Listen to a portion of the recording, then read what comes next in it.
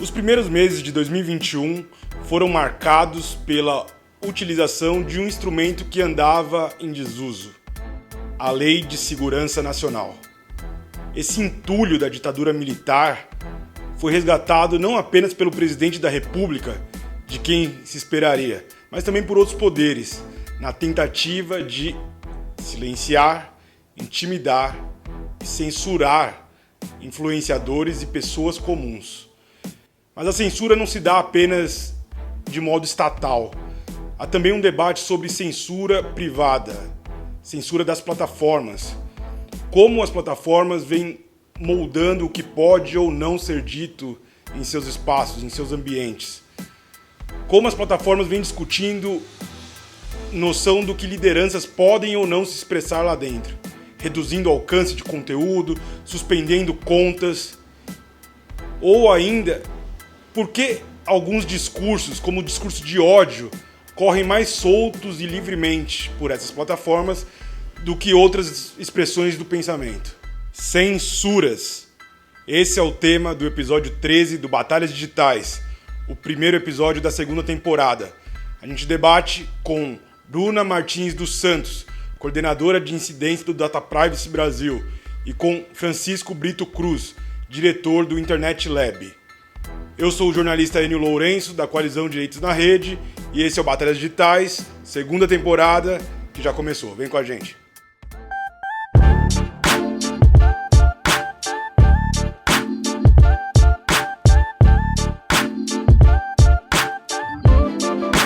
Gente, maravilha recebê-los, receber Bruna e Chico para o primeiro episódio da segunda temporada do Batalhas Digitais. E ótimo falar de liberdade de expressão, mas o tema acaba sendo norteado por algo que a gente não gosta tanto, né, que é o debate sobre censura nas redes. Nesses últimos meses, nesses últimos 2 meses, agora fevereiro e março, a gente passou por alguns problemas delicados, né? O uso de lei de segurança nacional, contra discursos manifestados dentro das redes sociais, e a gente vive, digamos, um imbróglio ali, né? No que pode ser dito, o que não pode ser dito, quem tem mais poder, se é a plataforma, se é o Estado. Então, Chico, eu começo com você aqui nosso debate sobre o caso Felipe Neto, né? Que foi o mais emblemático aí, que teve uma notícia crime contra ele, né? Movida pelo Carlos Bolsonaro, vereador, filho do presidente, baseada na Lei de Segurança Nacional. Isso por Felipe Neto ter chamado Bolsonaro de genocida, né, que depois se tornou uma hashtag muito popular aí no final de março. E a base dessa notícia crime seria porque em determinado trecho da lei se diz que não se pode caluniar ou difamar o presidente da República e outras autoridades, né, ou ameaçar outras autoridades. A investigação foi suspensa, mas criou um alerta, né, para o uso desse instrumento ter sido recorrente contra opositores. Então, eu quero saber, assim, qual que é a sua avaliação desse caso, cara? E seja bem-vindo. Obrigado. Valeu, Enio, pelo convite. Vamos conversar, então, sobre esse assunto, que acho que é super importante, né? Talvez valha a pena dar 1 ou 2 passos para trás e pensar um pouco sobre essa ideia de uma lei de segurança nacional. Para que ela serviria, né? Qual que é a ideia de ter um negócio desse? Teoricamente, ela serve para resguardar a estabilidade do regime e das instituições, vamos dizer assim. Então, ela é uma camada a mais, para além do Código Penal, né, que serviria para esse fim.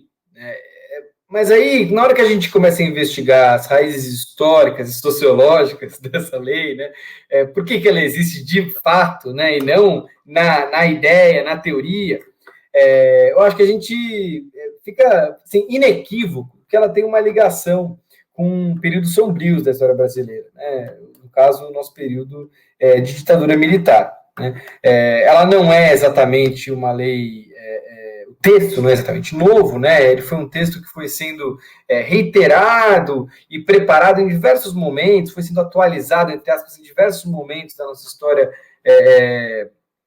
da ditadura, especialmente. O texto que a gente tem hoje é da década de 80. Né? Então, era uma lei aprovada durante a ditadura, na década de 80, e que, na nossa transição democrática, ou seja, no nosso processo de sair da ditadura, de eleger um governo através de eleições diretas, finalmente, também ter o processo de uma nova Constituição, nesse processo, essa lei não foi revogada. Isso acho que é o principal ponto. Né? Ela não foi reavaliada pelo Congresso Nacional. E aí a gente teve a nova Constituição. E o que aconteceu? A gente nunca, do ponto de vista do debate dos direitos fundamentais, revisitou e discutiu o que deveria ser, o que poderia ser uma lei de segurança nacional em tempos democráticos. O que aconteceu, isso acho que é um problema, né? Acho que é uma dívida, de certa forma, que a gente tem que lidar agora, é que, aos poucos, ela foi sendo utilizada por governos na época democrática, ela foi utilizada por governos depois de 88, e ela foi sendo legitimada por esses governos e por esses tribunais. Mas como era uma utilização muito esparsa, muito um casinho aqui, um casinho ali, nada com uma projeção muito continuada, vamos dizer assim, no debate público, nunca aconteceu um momento que o Congresso foi e discutiu, vamos revisitar ou vamos revogar, ou nunca a gente teve um momento que o Supremo Tribunal Federal, o STF, se debruçou também a respeito dos seus riscos e problemas, apesar do Supremo já ter aplicado essa lei antes, durante o nosso período democrático. Né? Não é que o Supremo nunca se pronunciou a respeito. Então, a gente chega em 2021 com uma lei de, vamos dizer, 4 décadas atrás, que foi criada em um outro período, em um outro momento, mas que acaba sendo utilizada justamente num período de crise institucional, de crise política entre os poderes novamente, né? Que é o período que a gente está vivendo, não só um período de polarização política muito grande, mas um período de erosão das instituições democráticas. Não é à toa, por exemplo, que o Supremo Tribunal Federal fez a muito criticada ação de fazer um inquérito para apurar atos antidemocráticos ou fake news, né? Um inquérito, vale dizer, que gera muita polêmica por concentrar no Supremo a posição de vítima, investigador e juiz ao mesmo tempo. Mas não é à toa que esse inquérito veio agora, que esse inquérito, vale dizer, aplicou a Lei de Segurança Nacional várias vezes, né? Porque ela serve para esses momentos, ela deveria servir para esses momentos. Agora, quando a gente olha para o caso do influenciador Felipe Neto, ou quando a gente olha para casos parecidos como esse, a gente começa a perceber que a lei traz muitos riscos para a liberdade de expressão. Né? E vale dizer que esses riscos eles não estão só ligados ao fato de que a lei foi produzida em um período nem tão democrático, para se dizer o mínimo, e que ela permite interpretações super genéricas para controlar discursos, né? Especialmente discursos em relação a autoridades. Mas tem outros pontos que ela traz risco. Acho que talvez um dos riscos mais importantes quando a gente olha para a internet é que ela foi feita no momento que a crítica a algum governante, a alguma instituição, ela dificilmente era veiculada nacionalmente se não fosse pela TV e pelo rádio. Né? Então, as hipóteses que você aplicava essa lei, claro, elas eram dirigidas pelo Estado e pela persecução do Estado, especialmente persecução política que o Estado fazia, mas ela tinha uma dimensão que estava olhando para esses casos, vamos dizer, especiais, né? Não era todo o discurso que estava na esfera pública, não era todo o discurso que era acessível pelo presidente da República, né?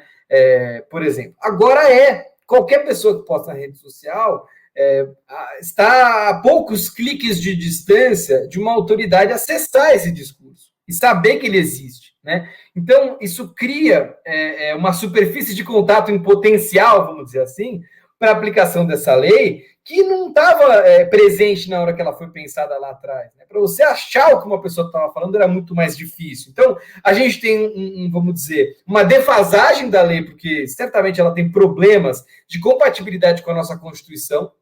Né? Não é só porque você critica um presidente da República que você tem que ser preso ou porque você representa uma ameaça à segurança nacional. Isso não necessariamente é compatível com o que diz a Constituição Federal, né? Isso de um lado, e por outro lado, o que você disse é acessível para qualquer pessoa a qualquer momento. Então, qualquer pessoa pode ser, vamos dizer, perseguido, então, com base nessa lei, só porque criticou o presidente? Qualquer pessoa, independentemente de quem seja essa pessoa, independentemente de que risco, de fato, essa pessoa representa para as instituições democráticas, só porque ela disse alguma coisa na internet, né? Então, a gente tem aí um imbróglio muito grande mesmo, Enio, eu acho que é bom chamar assim, porque a gente vai ter que reavaliar essa lei nesse momento. E aí fica, talvez, duas reflexões para eu encerrar minha resposta para você. A primeira será que essa lei merece ser julgada pelo Supremo como não recepcionada pela Constituição, seja no todo ou seja em parte? Isso parece técnico, mas o que eu quero dizer com isso? Uma lei que veio antes da Constituição, ela não é inconstitucional, né? Ela é não recepcionada, que significa que a Constituição veio e, de certa forma, ela fez com que essa lei deixasse de valer, né? Porque ela não é compatível com a nossa ordem constitucional. É um pouco isso que a gente está discutindo. Será que o Supremo precisa julgar essa lei dessa forma? A gente tem algumas ações no Supremo que estão em jogo, são ADPFs, né, de vários partidos políticos diferentes, que debatem pontos específicos da lei, mas eu acho que preocupa em especial os pontos que têm a ver com liberdade de expressão. Então, com a expressão dos cidadãos a respeito dos governantes. E outro lado, que acho que é toda uma agenda para conversar, o que o Congresso tem a ver com isso? Né? Porque o Congresso Nacional, ele deixou essa lei valer durante todo esse tempo, ele nunca se preocupou em rediscutir essa lei. E o que muitos juristas estão falando, eu acho que a gente pode ter um debate sério e amadurecido nos próximos meses sobre isso, porque não é um debate para se resolver de uma hora para outra,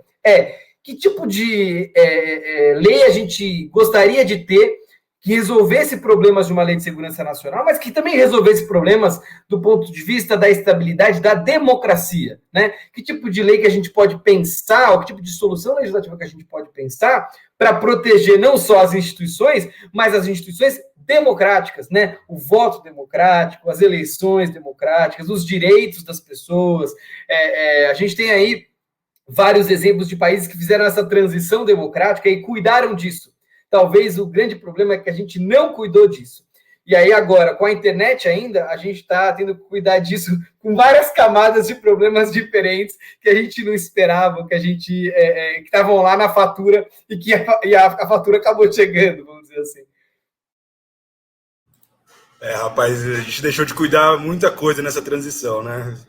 Antes fosse a gente estar discutindo apenas as questões das liberdades, da liberdade de expressão, enfim, mas tem muito chão, né? E vamos parar por aqui, senão eu vou me extrapolar. Bruno, eu quero complementar aqui, ainda nesse exemplo prático da Lei de Segurança Nacional. O Chico trouxe boas reflexões. Eu acho que, e vocês que são aí da área do direito já estão se debruçando sobre, né? Eu vou trazer outro exemplo, Bruno, que é o caso concreto também do humorista, entre aspas, Danilo Gentili, né? Que ele postou no Twitter no final de fevereiro algo mais ou menos que dizia que incitava-se a população a entrar na Câmara e socar os deputados, né? Que estavam discutindo a tal PEC da imunidade parlamentar. Algumas semanas depois, o deputado Luiz Tibé, do Avante de Minas Gerais, com a anuência de outros líderes parlamentares e do próprio presidente Arthur Lira, ele entrou com um processo no STF com um desejo de estabelecer um enquadramento semelhante ao que aconteceu com o deputado Daniel Silveira, né, que foi preso, né, por postar um vídeo no YouTube atacando os ministros do Supremo. Nesse caso do Danilo Gentili, a Câmara também desistiu do processo, né, do pedido de prisão, mas propôs que ele fosse banido do Twitter. Então, eu queria saber, Bruna, a Câmara tem esse poder de determinar quem pode ter presença na rede social ou não, porque não gostaram de um post, de uma crítica? Bem-vinda, Bruna. Obrigado. Obrigada, Enio. Obrigada pelo convite também. Bom estar aqui. Feliz de estar participando de um episódio do Batalhas. Também vou voltar na Lei de Segurança Nacional. Assim, acho que é inevitável que a gente volte, né? Que a gente não volte, no caso, para essa discussão. E eu concordo bastante. Acho que Chico e eu temos conversado, né, um pouquinho sobre essa questão da própria LSN, essa necessidade de se revisitar todo o arcabouço normativo em torno de segurança pública, que é uma coisa que a gente fez de maneira parcial no Brasil ou não fez, né? E eu acho que essa repactuação pós-ditadura, né, essa repactuação que faz parte da devolução da democracia brasileira, ela de fato foi feita ou de modo insuficiente ou ou a gente não teve coragem de batalhar por algumas coisas, né? E eu acho que a gente tem passado por... a gente tem quase que redisputado coisas que não deveriam ser redisputadas no contexto atual brasileiro, tal qual, né, se a ditadura é uma revolução ou se de fato ela é um regime autoritário e antidemocrático. Então, assim, eu acho que essa questão da repactuação democrática e como a gente faz essa transição é muito chave para isso. Ainda mais quando a gente pensa nessa atual conjuntura brasileira, que a gente, se não for possível dizer que a gente está vivendo um momento de exceção, a gente está caminhando para ele, né?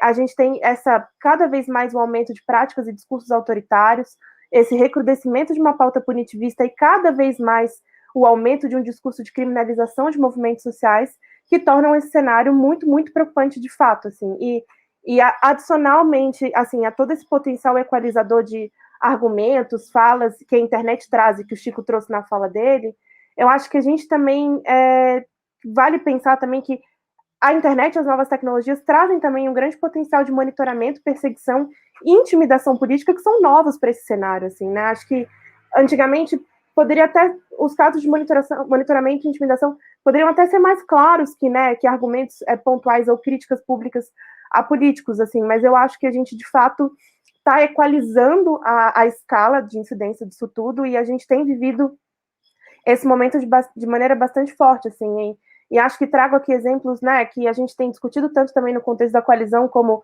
dossiê de policiais e professores antifascistas, muitos casos de doxing, né, e exposição de pessoas em função de posicionamento político, né, e isso tudo vem bastante forte nesse contexto do governo atual.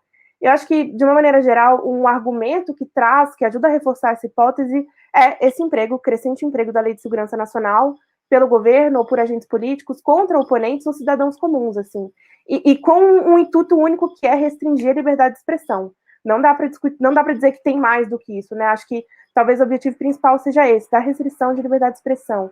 E quando a gente pensa em restringir a liberdade de expressão com esse texto legal que foi editado em um tempo de exceção, que não é de fato recepcionado pela Constituição, né? Ou ele, né, falando em termos mais simples, ou entra numa rota de colisão mesmo com a Constituição brasileira, isso se torna um fato ainda mais preocupante porque a gente está pensando na repressão de liberdades para censurar opiniões divergentes, né? Então, acho que isso é um ponto inicial, assim, e acho que Chico traz muito bem essa questão do inquérito das fake news, porque de fato no início desse inquérito e também no início do governo Bolsonaro que a gente vê esse aumento do número de casos, né, de aplicação da Lei de Segurança Nacional.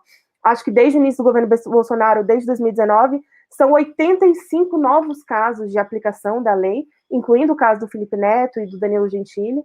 E isso, assim, né, são números que nunca foram tão vistos, ou talvez essa lei nunca tenha estado tão em evidência no cenário brasileiro, né? E acho que o caso, e já pulando para o caso do Danilo, acho que o caso do Danilo Gentili, ele muito se assemelha a algumas das teses que vêm sendo compartilhadas nesse texto no inquérito das fake news. Então, a gente está falando aqui de ditos ataques às instituições democráticas ou à própria democracia, e também tem uma confluência com a própria Lei de Segurança Nacional, porque ela fala também de atentados concretos à soberania nacional, ao Estado democrático, à democracia brasileira, mas o problema da gente discutir isso é que a gente não tem parâmetros para definir o que é um atentado concreto. Não existem parâmetros para definir o que é um atentado à soberania nacional e por que uma declaração do Danilo é mais atentado do que a declaração do próprio deputado Daniel Silveira. E esse cenário de muita insegurança jurídica e incerteza facilita mais e mais essa tentativa de controle e cooptação do debate público para silenciar vozes de fato. Assim. Eu estou falando muito em silenciar vozes porque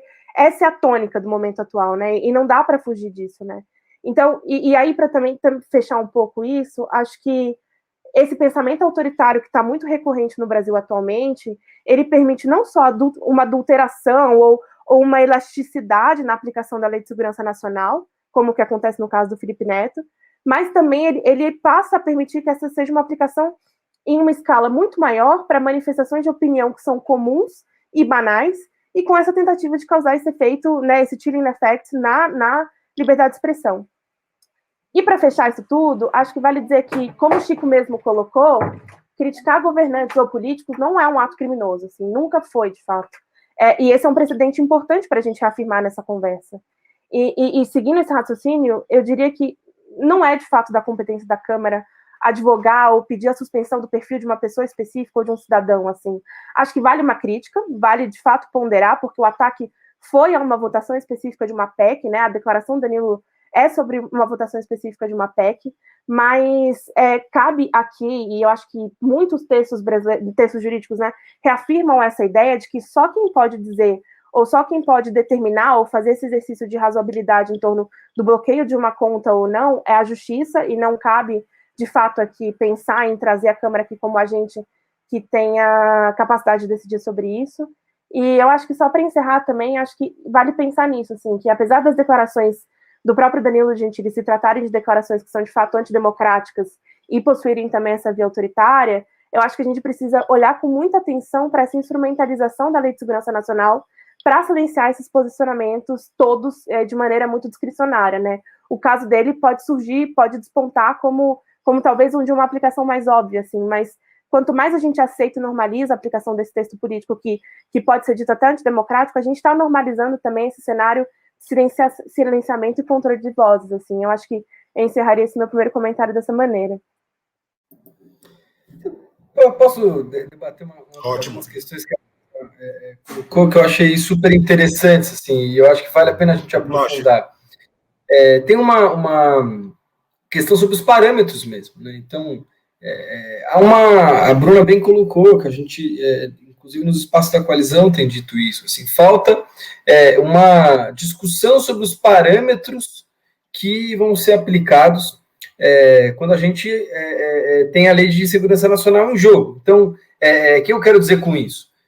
O que um humorista diz em sua rede social com caráter jocoso não vai ou não deve ser tratado de forma idêntica do que um deputado manifestante que estava em manifestações que, por exemplo, dentre os atos, pegaram um rojão e jogaram em cima do Supremo Tribunal Federal. Essas coisas são diferentes. E é só a partir da gente entender os precedentes enquanto diferentes e cristalizar diferenciações e nuances que a gente consegue pensar numa aplicação justa da lei. Porque não é tudo a mesma coisa. Só porque a pessoa falou mal do presidente, só porque a pessoa falou mal do Congresso, todas as pessoas que falam mal do Congresso são iguais. Não são. Porque os casos não são iguais, eles geram consequências diferentes, né? Os bens jurídicos protegidos, né? A segurança nacional, a segurança institucional, a honra de sei lá quem, não são impactados igualmente a partir dos mesmos casos, né? Então, eu acho que nisso tem um ponto super importante que a Bruna colocou. Assim, como a gente consegue avançar nessas diferenciações? Porque, enfim, pode ter algumas coisas que são desagradáveis de se ouvir, mas no regime democrático elas são toleradas, elas são protegidas como livre expressão. E a gente talvez precise dessa proteção para conseguir também ter proteção em relação a discursos que são importantes ou que se concorda, né? Faz parte da democracia, né? O que exatamente é o discurso que tem que ser coibido? Isso a gente precisa discutir melhor, né? E precisa avançar. Eu acho que aí está a grande questão do Supremo ter aplicado essa lei, né, no inquérito dos atos antidemocráticos ou no inquérito das fake news. Aplicar por aplicar, sem fazer diferenciações, só vai abrir precedente para que a lei seja aplicada também de forma ruim ou de forma restritiva a direitos, como a Bruna disse, né? É isso que é super problemático, e esse tipo de precedente que a gente não pode deixar de criticar. Acho que só também só um pequeno complemento na fala do Chico, que eu acho que é isso, assim, a gente está falando de escala, né, a escala da aplicação dessa lei, a gente também está falando de parametrização, que nunca de fato foi feita, ou pelo menos não foi feita de maneira apropriada, mas ao mesmo tempo que a gente tem, como o Chico fala, dessa aplicação e essa ânsia tão grande do Supremo em aplicar a Lei de Segurança Nacional, a gente também tem a justiça brasileira fazendo vista grossa para declarações nazistas, declarações que são tão problemáticas quanto num contexto democrático e que, enfim, não têm sido vislumbradas com o mesmo nível de preocupação, né? Então, acho que, de fato, a gente precisa repensar quais são os limites, né? Eu acho que muito se fala no Brasil sobre liberdade de expressão de uma maneira geral, mas a gente também pode, eu acho que arriscaria dizer que a gente discutiu pouco os limites para essa liberdade, para essa dita liberdade de expressão, né? E a gente discutiu pouco, e esse fato fica ainda mais claro quando a gente está na internet, está com essas manifestações diárias, né, que são super loucas e acontecem o tempo inteiro e que acabam tomando as redes sociais, assim, claro que não são tudo que estão nas redes, mas, assim, acabam tomando uma grande parcela do debate público, né, então acho que é isso. O volume dessas contradições é muito maior e muito mais rápido, né, com as redes. E até ia pegar um gancho, Chico, dessa sua última fala, montando a pauta aqui, eu estava lendo Poder 360, e eu vi que, pegando também a sua primeira fala sobre a crise das instituições, que esse caso do Danilo Gentili foi uma jogada da Câmara para tentar ver como que o Supremo sairia, né, com relação ao inquérito dos atos antidemocráticos. Então, a gente vê que assim, não há consonância mesmo entre os poderes, né? Tá todo mundo se valendo dessa lei e vamos jogar. E muito bem pontuado pela Bruna. Pô, nazi, gente, tem nazi mostrando, fazendo símbolo no Senado. Então, enfim, é uma crise profunda. Bom, Rafael, solta aí pra gente, a gente tem um áudio aí de uma pessoa que vai colaborar com a gente na discussão.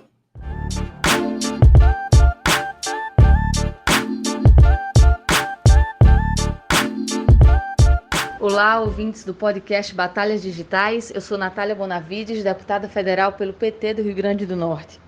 O governo Bolsonaro nunca escondeu sua inspiração autoritária. Durante as eleições, ele dizia que queria metralhar a oposição. Em todas as oportunidades que teve, ele sempre elogiou a ditadura que perseguiu a oposição.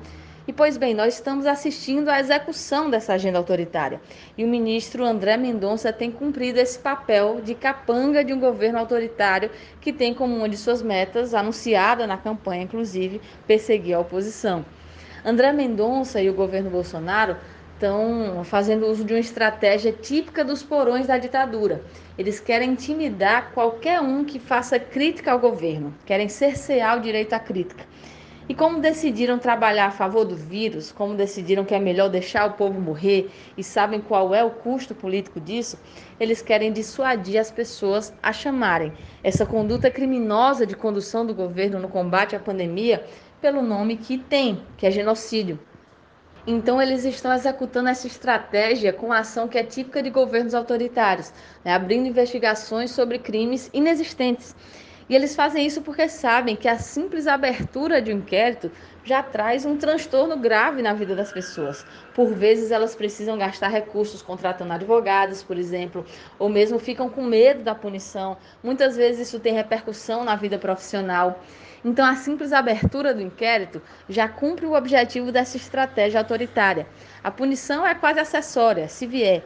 Mas o que eles querem é dar trabalho aos opositores do governo, obrigar a gastar energia em se defender de uma investigação e intimidar quem está assistindo a isso acontecer e que vai pensar duas vezes antes de se manifestar. Então, esse recurso, o recurso a esse tipo de tática é muito danoso à democracia. Usar o poder de punição do Estado para perseguir opositores é uma conduta que é típica de ditaduras. E é por isso que essa conduta de abrir procedimento investigativo para perseguir pessoas é um crime previsto na Lei de Abuso de Autoridade. Não é uma conduta inofensiva ou uma violação meramente administrativa. É quando se determina a abertura do inquérito contra quem faz o exercício do direito à crítica, o André Mendonça está cometendo crime, está participando dessa delinquência contumaz do governo Bolsonaro. Vejam a gravidade da coisa. O ministro determinou a abertura de investigação contra alguém que fez um outdoor dizendo que o presidente não vale um pequi roído. Nem precisando aqui me deter muito na defesa da veracidade dessa expressão, afinal, a semente do pequi pelo menos serve para dar vida a um vegetal, enquanto a gestão calamitosa da pandemia feita pelo presidente gera somente morte. O que é importante de se perguntar é: o direito de ter e de divulgar uma opinião crítica ao presidente não está protegido pela liberdade de expressão? E essa conduta é ainda pior se levarmos em consideração que está sendo praticada por um ministro que é cotado para ocupar uma vaga no STF. Um ministro que tem uma sombra que esconde a conduta de, enquanto ocupante de um cargo no Poder Executivo, atuar para suplantar uma liberdade que é prevista na Constituição e faz isso por meio da abertura de inquéritos. Essa conduta criminosa não está isolada na figura do ministro André Mendonça. Em uma atitude muito parecida, A CGU, a Controladoria Geral da União, foi usada para intimidar professores da Universidade Federal de Pelotas que fizeram críticas ao governo Bolsonaro e que, por isso, tiveram que assinar um termo de ajustamento de conduta. Então, o governo Bolsonaro tem feito esse uso estratégico de investigações para perseguir opositores com outros dispositivos também, não apenas com a Lei de Segurança Nacional. Mas o fato é que a persistência desse entulho autoritário, que é a Lei de Segurança Nacional, desse fóssil jurídico, deixa ainda mais fácil a adoção de medidas autoritárias. Isso porque a Lei de Segurança Nacional foi editada pela ditadura para cumprir exatamente essas funções: perseguir adversários políticos, desencorajar críticas ao governo, enfim, calar a democracia. E esse autoritarismo precisa ter uma resposta dura do Poder Legislativo. O governo que pratica genocídio, que implode a democracia, não pode completar o seu mandato. Então é urgente que, para além do debate de uma nova lei que extinga a Lei de Segurança Nacional e que trate da proteção do Estado Democrático de Direito, é urgente que Bolsonaro seja punido pelos crimes de responsabilidade que são cometidos. O Legislativo precisa dar andamento ao impeachment desse governo. Será muito danoso à vida do nosso povo, à nossa democracia, ter um genocida autoritário no comando do governo até dezembro de 2022. Mas vamos tentar ampliar para o debate dentro das redes mesmo, gente, nas plataformas mesmo. Ano passado a gente teve um fenômeno interessante, que foram as plataformas tentando moderar alguns discursos de lideranças políticas. Então, Chico, eu retomo com você também. Muito dessas tentativas de moderação se deram com relação a tweets ou a posts no Facebook, no Instagram, de lideranças que se mostraram negacionistas, que foram contra a ciência durante o ano 1 da pandemia, Mas teve um outro caso que foi mais emblemático, que é o caso Trump, que tinha também essas nuances do negacionismo, mas teve aquele caso específico dele ter incitado manifestantes a insurgirem contra o Capitólio, não aceitando a derrota para o Biden e tal. E esse, inclusive, é um dos primeiros casos a ser analisado pelo Comitê de Supervisão do Facebook, que eu vi que vocês, do Internet Lab, chegaram a enviar uma contribuição. Então, eu queria que você contasse para a gente qual que é o sentido dessa contribuição, um pouco, e analisasse esse caso de modo geral, mesmo no Twitter, de como tem funcionado essa política de moderação de conteúdos de lideranças políticas. Valeu, Enio. De fato, acho que esse é um ponto, vamos dizer, um tema adjacente ao debate, que tem a ver com como que as redes estão contribuindo ou tentando lidar com essas crises políticas, e ameaças, de fato, à estabilidade democrática, como foi o caso do Trump lá, A gente teve aí um momento que, teoricamente, era um rito formal, que era que o Senado ali ia apurar ali os votos do colégio eleitoral e anunciar o ganhador da eleição no colégio eleitoral, mas que, enfim, era uma coisa meio pro forma e que foi transformada quase num campo de batalha, com aquelas imagens muito loucas que a gente viu pela imprensa e pelas redes. Olha, o que a gente tentou fazer com essa contribuição que a gente enviou ao Conselho de Supervisão do Facebook, que é a tal da Suprema Corte do Facebook, esse órgão que o Facebook criou para revisar suas políticas e tal. Então, o que a gente fez? Bom, tentar incidir nesse processo, não da perspectiva do caso individual do Trump, que a gente, um centro de pesquisa baseado no Brasil, a gente preferiu ir por um outro caminho, que é sugerir algumas questões para a parte de recomendações dessa decisão, porque o Conselho de Supervisão do Facebook, ele tem esse duplo papel, ele julga o caso individual, mas ele pode apontar algumas recomendações. A gente quis falar um pouco dessas recomendações, e não só para falar do Facebook, mas talvez para sinalizar para as outras plataformas, ou para tentar contribuir nesse debate público a esse respeito. O que a gente falou ali? Primeiro, que quando se trata de líderes políticos, não só a gente precisa de considerar, por exemplo, o interesse público das postagens que esses líderes políticos fazem, né? Porque, é claro, não é qualquer pessoa falando, né? O presidente do país, aquilo tem um valor de notícia, tem um interesse público sobre aquela fala, né? E as redes interferirem naquele perfil, interferirem nessa fala, tem um valor diferente do ponto de vista democrático, né? Muda um pouco o jogo, né? Mas, para além disso, a gente precisa, talvez, de camadas mais profundas de transparência nesses casos, né? Porque são casos que não é o direito individual de expressão que está em jogo, né? Mas é esse interesse público também, né? E o que seria isso? Seria, por exemplo, a gente saber qual é o histórico de uma decisão de suspensão, né? Não exatamente saber qual foi o caso que foi o estopim da suspensão, mas teve outros casos que influenciaram também essa decisão de suspender, que é uma decisão tão grave, né? E mais do que isso, será que não vale a pena as redes terem, a priori, um protocolo para tratar desses assuntos, para tratar de líderes políticos, né?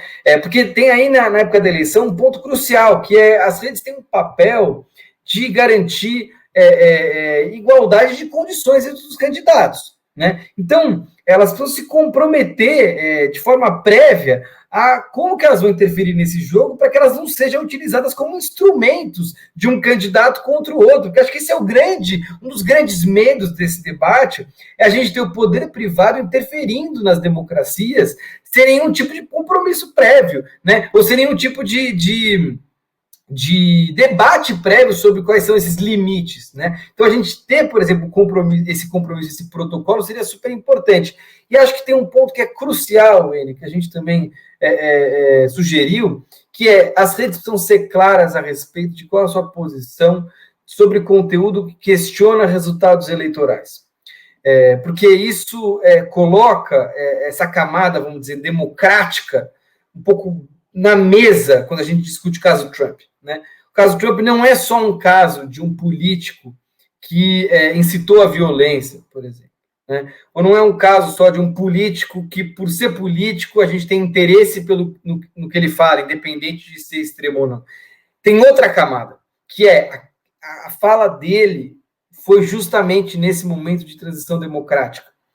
Então, o risco, ele tem uma nuance diferente. A gente precisa captar essa nuance diferente. Não é à toa que as plataformas hoje têm o que elas chamam de políticas de integridade eleitoral. Por exemplo, elas retiram conteúdo que chama as pessoas para votar em um dia que não é para votar, né? Elas se comprometem a fazer isso. Por quê? Porque isso aí é um problema para as democracias, né? Você fazer propaganda que o voto é no dia 5 e o voto é no dia 6. Se as pessoas vão lá e perdem o dia ou perdem o prazo, né? E isso é grave. Agora, não é só a data de votação que garante a integridade eleitoral, né? O respeito aos resultados das urnas também garante o resultado eleitoral. Então, a gente precisa saber exatamente aqui que as plataformas estão se comprometendo por causa disso. Por quê? Porque uma decisão como essa, no caso Trump, abre um precedente ou joga uma sombra em casos no mundo inteiro. No mundo inteiro. Como seria no Brasil? Como seria na Argentina? Como seria no México? Como seria em países da África, do Sudeste Asiático, né?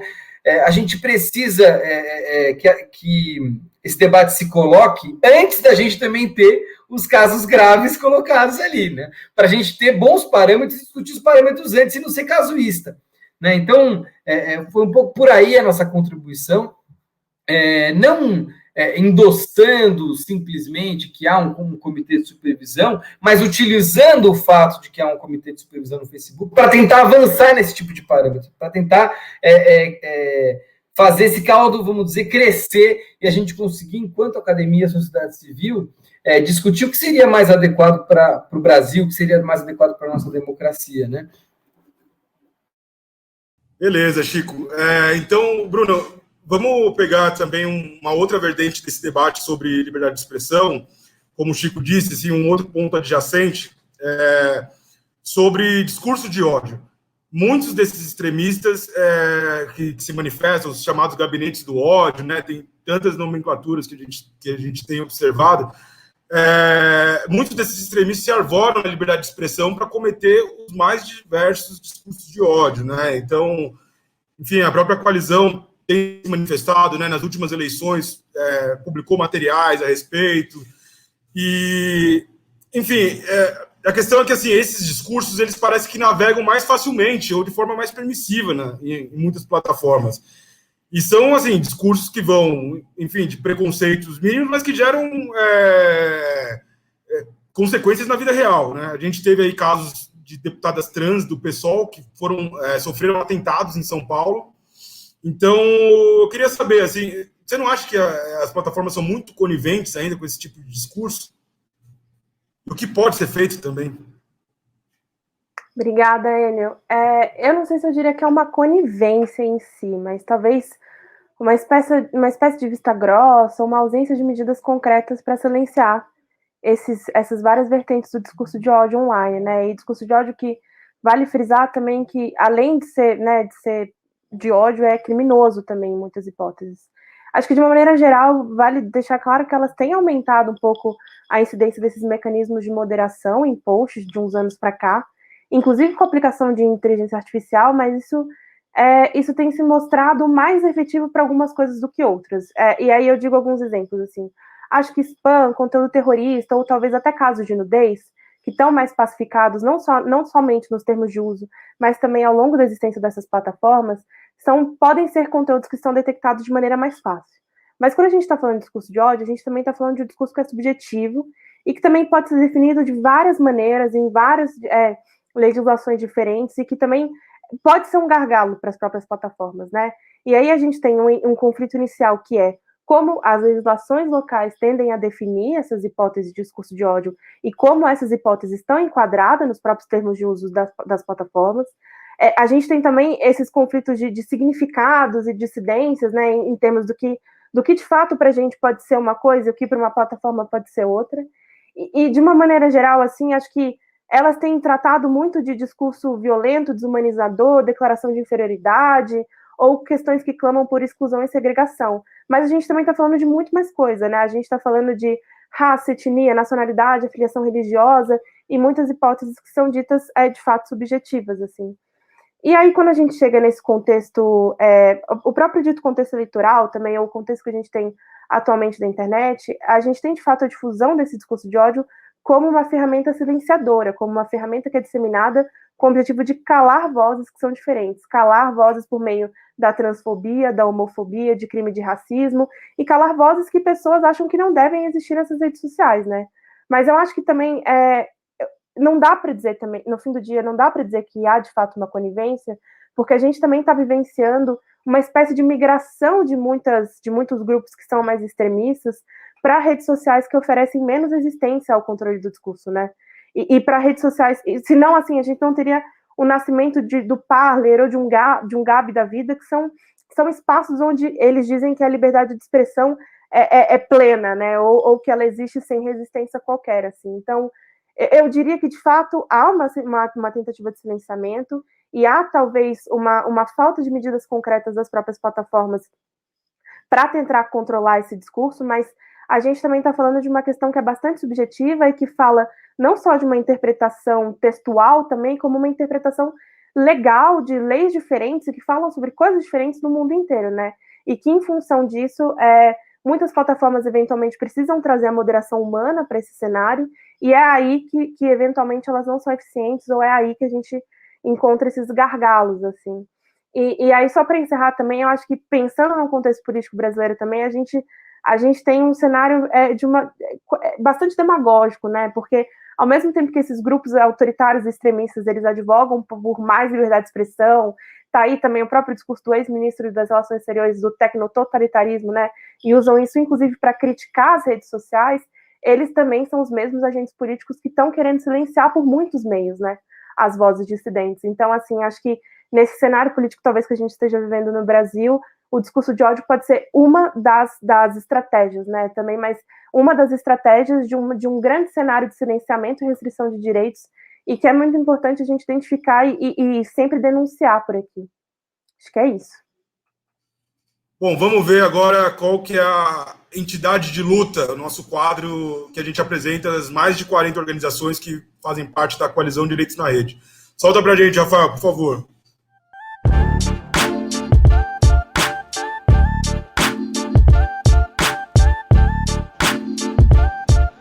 Olá, Olá, meu nome é Juliana Sakai e eu sou diretora de operações da ONG Transparência Brasil. A Transparência é uma organização que existe há 21 anos no Brasil, que luta por mais transparência, por mais acesso à informação, como forma de empoderar e fortalecer o controle social e contribuir por mais integridade e por uma democracia melhor. E a transparência, ela é uma área, né, não a Transparência do Brasil, mas a transparência é uma área que a gente vê como transversal, né, na administração pública. Então, a gente pode falar sobre transparência de vários assuntos, né, transparência de informações de políticas públicas. A gente tem atualmente trabalhado muito, por exemplo, com informação a respeito à vacinação, a gastos de Covid, a uma série de informações que muitas vezes estão escondidas, que não estão muito bem apresentadas e que impedem um acompanhamento da população de como a política pública está sendo feita, está sendo implementada.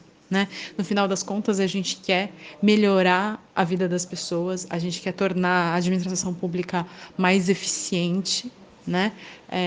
E a informação é um ponto principal disso, é um ponto-chave disso. Né? A gente quer, por exemplo, a gente tem feito monitoramento de contratos de compras de merenda, de compras emergenciais para combate à Covid, e o que a gente vê? A gente vê uma falta de estruturação dos dados. Né? Com dados pouco estruturados, existe uma dificuldade da própria administração pública, dos próprios órgãos de controle, como tribunais de contas, controladoria, de ver se há fraudes, por exemplo, ou ver se simplesmente há uma ineficiência. Né? Então, a gente luta muito para que haja uma melhor estruturação da informação, dos dados. A partir disso, a gente consegue automatizar, né, análises, fazer análises, construir até robôs e desenvolver inteligência artificial para encontrar possíveis fraudes ou ineficiências. Né? Então, é todo um trabalho que pode ser aplicado a várias áreas. A gente trabalha diretamente, é claro, com a aplicação da lei de acesso à informação, mas trabalha muito com contratos, tem trabalhado recentemente a respeito da capacidade de governança no uso de inteligência artificial pelo governo, né, e fazendo recomendações sobre como devem estar transparentes algumas informações para que a sociedade possa se empoderar disso e fazer controle social e opinar e exigir que haja mudanças na condução da política, tá certo?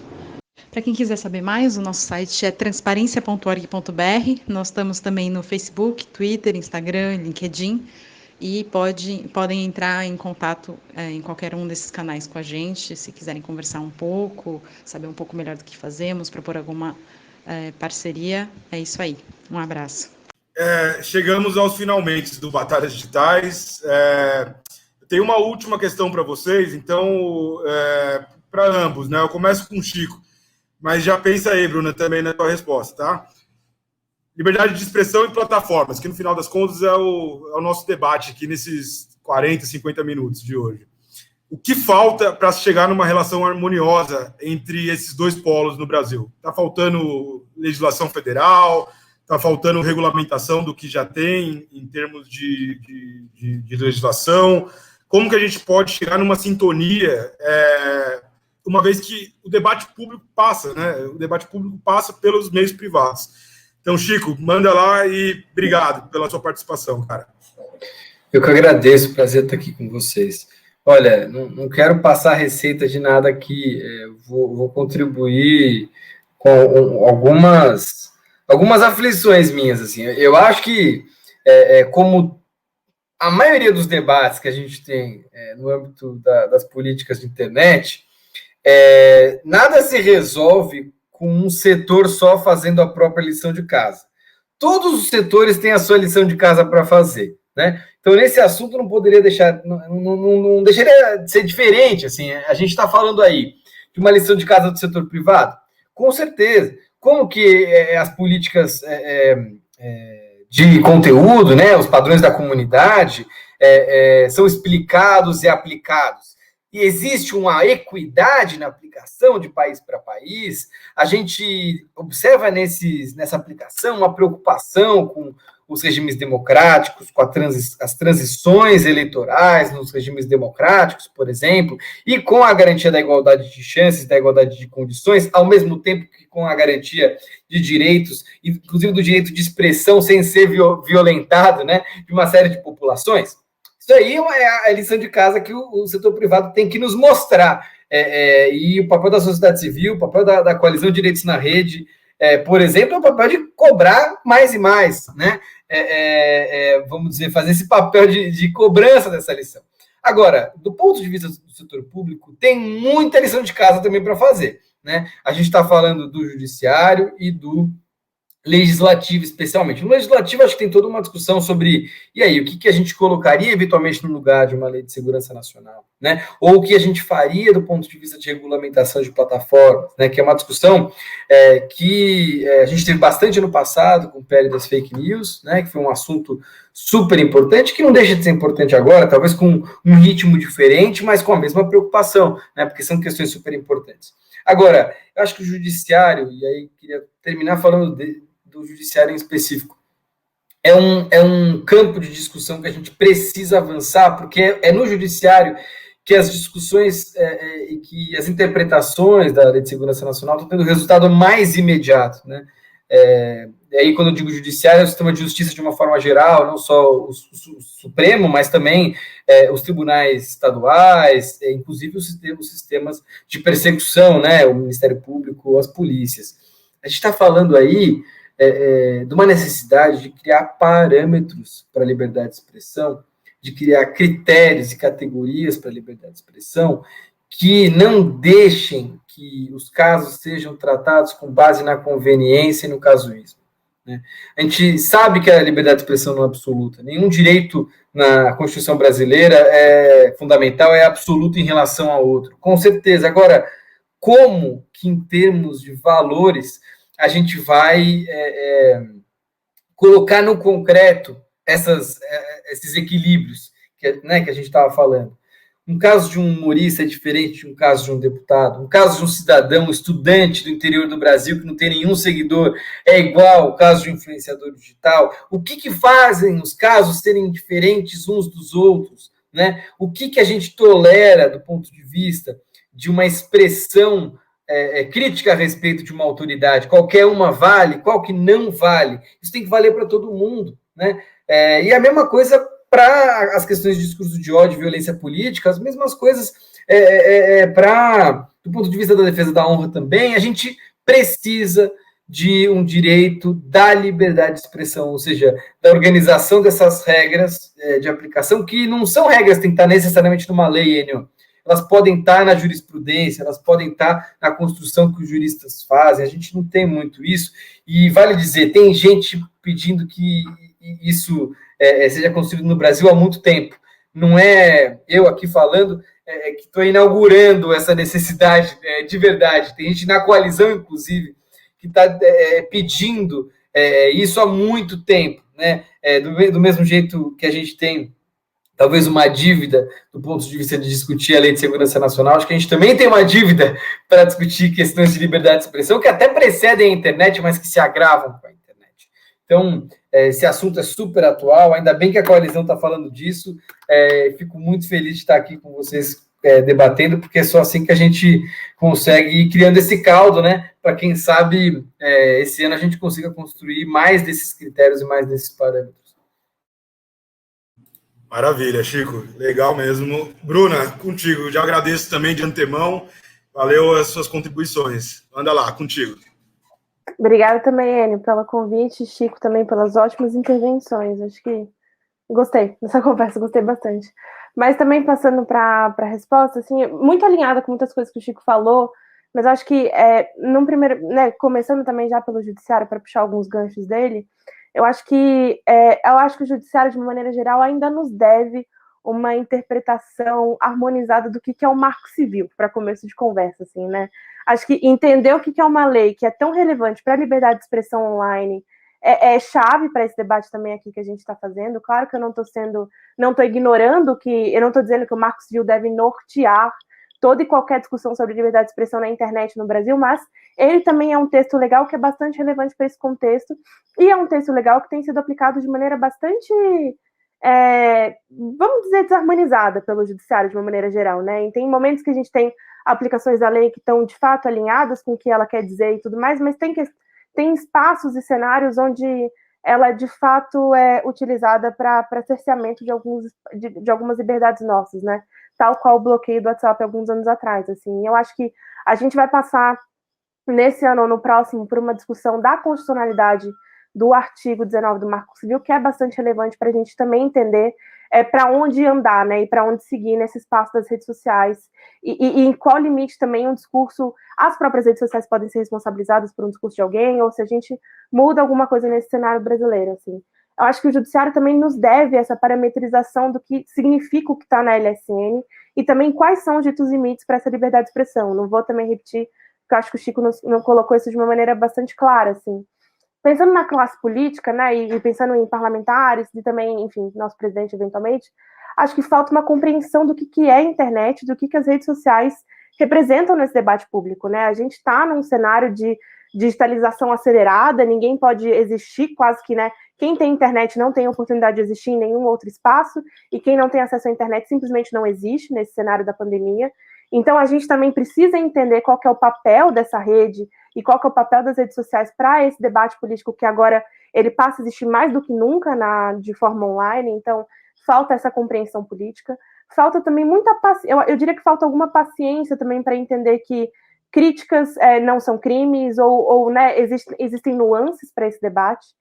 E aí, pensando também, acho que nas redes sociais, a gente já falou muito sobre essa necessidade de evolução na transparência, de accountability, evolução em mecanismos de recurso à remoção de conteúdos, e isso tem sido uma pauta da coalizão nos últimos anos, né? Mas também eu acho que o caso Trump, ele evidencia muito, e muito mais, uma questão que todos sempre advogamos em torno, que é o fato do terceiro mundo ser de fato deixado de lado nessas questões, assim, né? E assim, não dá para dizer que a aplicação de regras de moderação de conteúdo dessas plataformas relativas ao Covid, por exemplo, foram feitas de maneira equitativa nos Estados Unidos e aqui, né? A gente tem alguns casos onde o discurso do nosso presidente passou, né?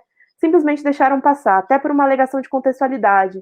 Então, assim, acho que falta também esse exercício de simpatia e essa contextualização também para o cenário, realidades brasileiras, da Índia, da Turquia, da Hungria, de vários outros cenários que não são só o país onde essas plataformas nasceram, né?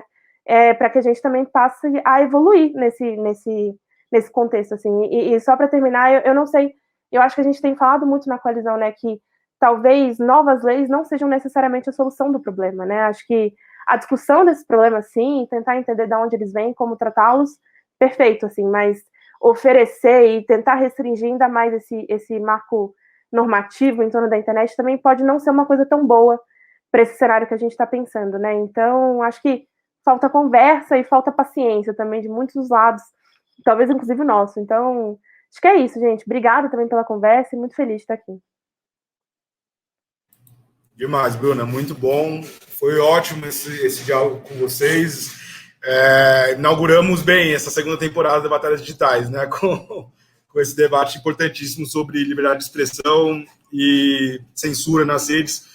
Que a gente, como disse o Chico, criando esse caldo, a gente vai dando elementos, né, para que a gente possa superar.